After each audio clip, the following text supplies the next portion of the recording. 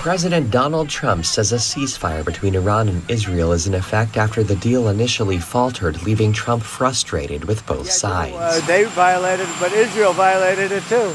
You know what?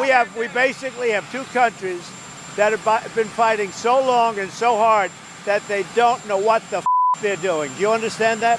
After 12 days of fierce skirmishes in the Middle East, Iran has admitted defeat, and a ceasefire is now in place. If you want the latest updates on global events, be sure to hit like and subscribe. More breaking news coming your way. President Trump announced moments ago that both Iran and Israel have agreed to a two-step ceasefire that will halt all hostilities within the next 24 hours. Under the deal, Iran will stand down first, and 12 hours later, Israel will follow suit, officially ending a conflict that threatened to engulf the entire region. This war began when U.S. stealth bombers struck Iran's nuclear enrichment facilities, targeting hardened underground bunkers at Natanz, Fordo, and Isfahan. President Donald Trump announced Monday evening that Israel and Iran had agreed to a ceasefire to be phased in over the following 24 hours to end their roughly 12-day war. This comes a day and a half after Trump ordered massive strikes on Iran's nuclear program and hours after Iran launched largely symbolic counterattacks on an American base in Qatar. If it were to come to fruition, it would certainly be a significant development for the region and significant de-escalation to a conflict that was at risk of spiraling potentially out of control. Satellite imagery and Pentagon briefings confirmed that these sites were severely damaged, wiping out centrifuges and crippling Iran's ability to refine uranium beyond civilian levels. Iran's stockpile of uranium enriched to 60% purity, enough to be dangerous but still short of weapons grade, was rendered useless without those vital centrifuges. Experts now believe it could take years for Iran to rebuild this infrastructure, even if it chooses to try. In retaliation, Iran launched 14 ballistic missiles toward Al Udeid Air Base in Qatar, the largest American installation in the region.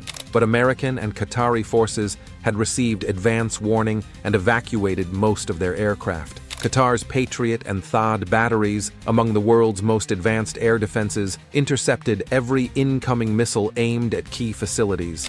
Only one missile was allowed to fall harmlessly into an empty field, a silent acknowledgement by Tehran that this was largely a symbolic gesture.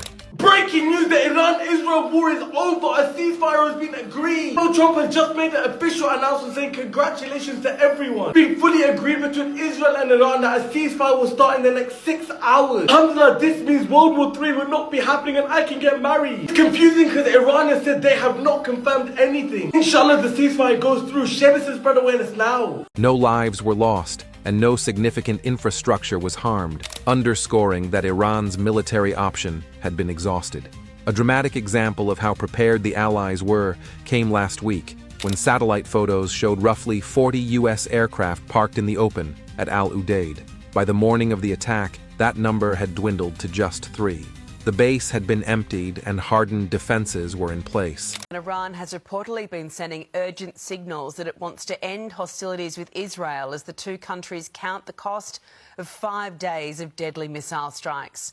Live to Europe correspondent Jackie Robson in Jordan. Jackie, there's no let-up in sight just yet, with both sides widening their attacks for now. Yes, Eddie, we heard those air raid sirens ringing out here in Jordan with another barrage of missiles headed towards Israel. There were 10 missiles that were intercepted and the shrapnel fell into the field, but it's been a damaging few hours for Iran.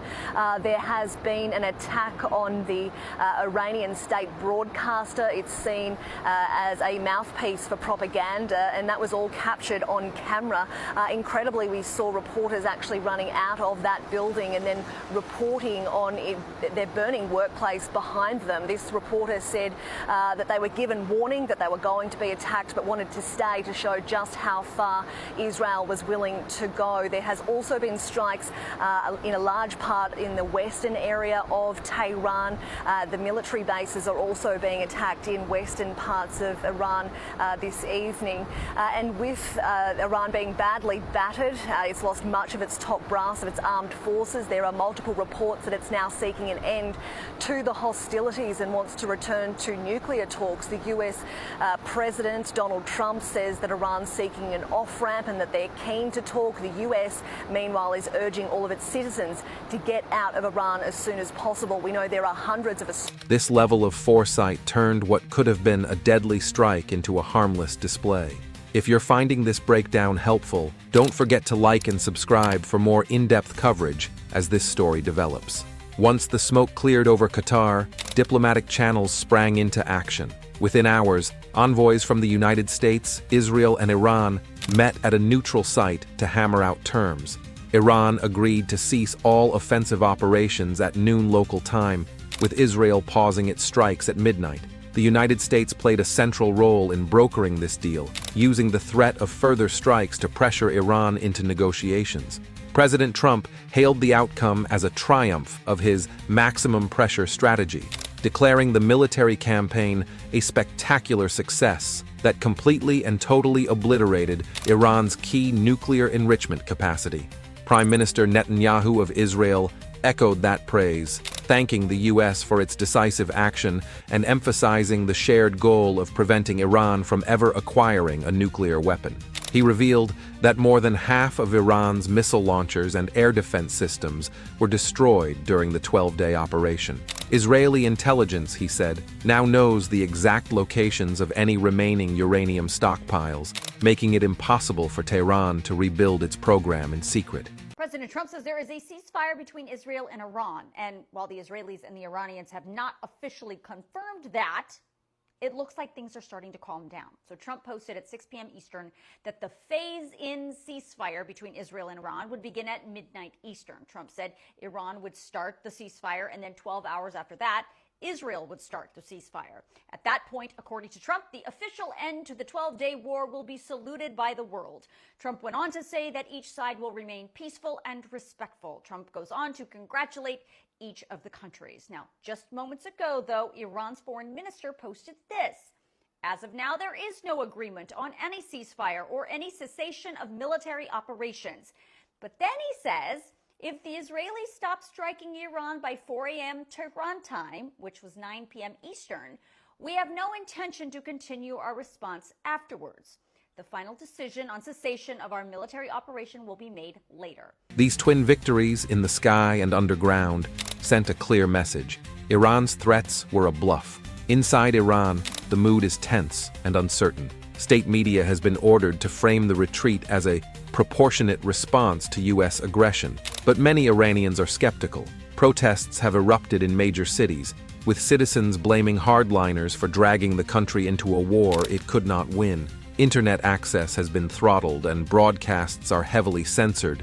But word of the regime's failures is spreading anyway.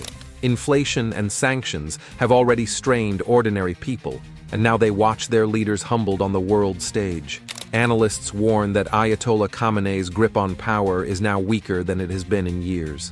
The Islamic Revolutionary Guard Corps, once portrayed as Iran's elite fighting force, has seen its credibility shattered. Their boastful threats to close the Strait of Hormuz, an act that could have cut off a fifth of the world's oil exports, were never carried out.